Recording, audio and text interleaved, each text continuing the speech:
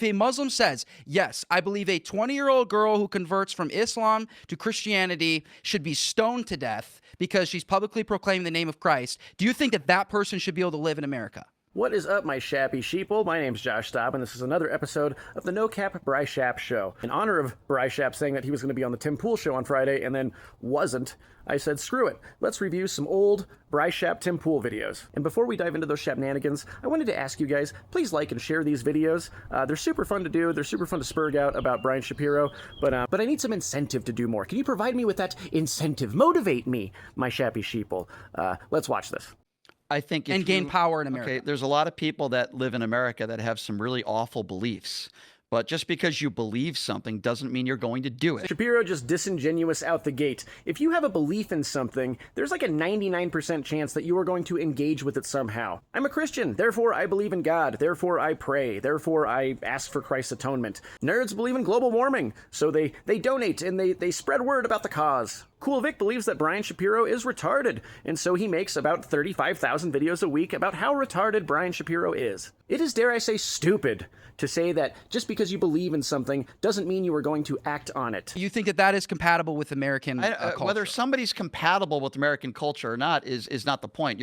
Is this the key to Brian Shapiro's retardation? Did we just figure out why he has such horrible takes in terms of American politics? It is absolutely the point, Brian. The way that we live in America is a privilege. We have freedom of speech, freedom of press, freedom of religion, more on that later. But the trade-off is you are to assimilate to our culture if you would like to indulge in these privileges. It is literally the point of living in our country. It is the point. That's what I'm asking. Should you be deported if you have a belief that you disagree with? And I say absolutely not. I'm sorry, there's going to be a lot of interruptions in this video, but the classic Brian Shapiro strawman, he relies on this frequently. He's applying this broadly when in fact we are specifically talking about Islam and if they should or should not assimilate to American culture. We don't stone people here in America. You can go back to Saudi Arabia or Afghanistan. No. We don't do that here. Okay, here we don't stone people. The act of doing it is different than believing. Okay, but something. if they're admitting when we take power, we're going to do this to you, then I don't want you in my country. That should not be controversial. Yeah. This is the Constitution, the original 1776 Constitution of Maryland, which states. Okay. All those professing a Christian religion are equally entitled to protection in their liberties. This is Joseph Story. He gave this commentary on the First Amendment.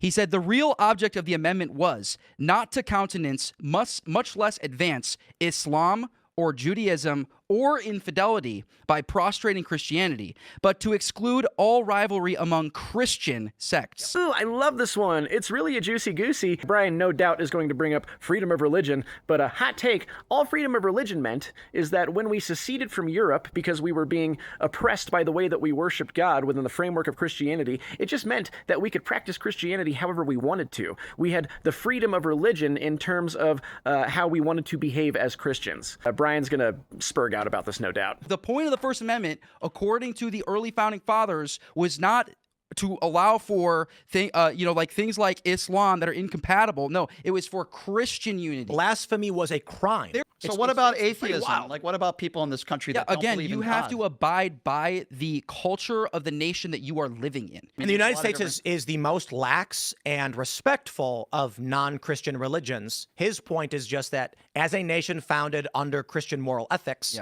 people who are non-Christians should be deferential to Christian moral ethics. Yeah, Timmy. You might as well be speaking Greek to Brian right now, because we all know how he has a lack of understanding when it comes to the definition of ethics or an ethic framework. And so trying to get him to understand that you don't have to necessarily believe in God, but you do have to still abide by a Christian moral framework, because as studies show, it's really the best way to live. It's the safest way to live. It propels community. It shepherds you into prosperity. Brian, you could say whatever you wanted to for your next point, but you're still going to sound like Leonardo DiCaprio as Arnie from What's Eating Gilbert Grape, you tardo.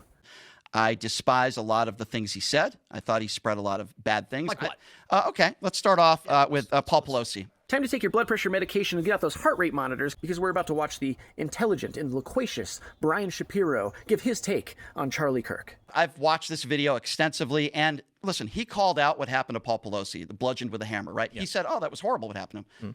But then with a smile on his face, he said he would call one of his listeners a hero if someone put up the bail for this guy? Let's ask him some questions. He said it with a smile on his face. That would be like me going on the air, which, by the way, I would never do. Brian, earlier this year you were on Kevin Sorbo's Twitter and you confidently proclaimed, Donald Trump raped a bunch of 6-year-olds. And that was it. No punchline. Nothing clever. You meant it, bro. You are a bad faith loser. And say, hey, let's raise some money for Tyler Robinson and let's ask him some questions. And if you raise money for Tyler Robinson and get him out of prison on bail, you're a hero. Tim, that is despicable. I am not a Nancy Pelosi fan. I'm not a Paul Pelosi fan. The guy almost died. Oh, yes, you are a fan of the Pelosi. Shut up. You are like a biblical follower of anything the left says. If Twitter tomorrow said that the left hates peanut butter and will never eat peanut butter sandwiches again, you will debate everybody for the next week on the evils of peanut butter sandwiches. You loved them. And besides, it's another thing that was taken completely out of context. Charlie Kirk was simply saying that nobody really wanted to ask questions about this, and he wanted somebody to bail him out so they could ask him a few more questions about this and get some clarity so that we could figure out all of the weird details surrounding it. I mean, do you guys remember the picture where the guy is like in his underwear, like touching Paul Pelosi with the hammer in his hand? They're both smiling. Like, there were things about this that were absurd. Questions need to be answered, but not for Brian. Brian's perfectly fine sitting on it so that he can sit here and think he's dunking on a bunch of conservatives. God, I hate Brian Shapiro. The speculation from a lot of people was that there was some illicit activity going on with the Pelosi's. Which was not true. It didn't make sense that they didn't have proper security. Who was this weird guy? Charlie Kirk said, bail him out and ask him some questions. But the point that I'm just trying to make here, and I can give you many of other examples, the day after somebody is almost killed with a hammer, you can have a conversation about, well, geez, why are these people not getting bailed out and why are these people getting bail? To call somebody a hero or a patriot. A midterm hero. Yeah. He also a patriot. Just like, you know, I think they'd be a patriot because ridiculous. they would be able to ask this guy questions, which got information, which then affected the midterms. Don't you think it'd be a little bit more prevalent for law enforcement to ask him questions? Sure, Brian, and then tomorrow you can talk all about how you want to defund the police. You are just so disingenuous. I don't even think he believes in any of this. I think he found a good shtick and a good gimmick, and he's just running it into the ground, and we keep propping him up. I love talking about Brian Shapiro. All these other accounts love talking about him, but all we're really doing is making him even more famous or infamous, and he's just laughing all the way to the bank. Luckily, he owes a bunch of loan sharks money, and let's not even bring up the specter of it all. So realistically, he's just breaking even. But anyway, I hated myself a little bit less this time. This time it felt a little good to dunk on Brian Shapiro, and I really appreciate you guys being here. Please subscribe to my channel and like this and share it. And yeah, dudes, I will see you next time. Hopefully.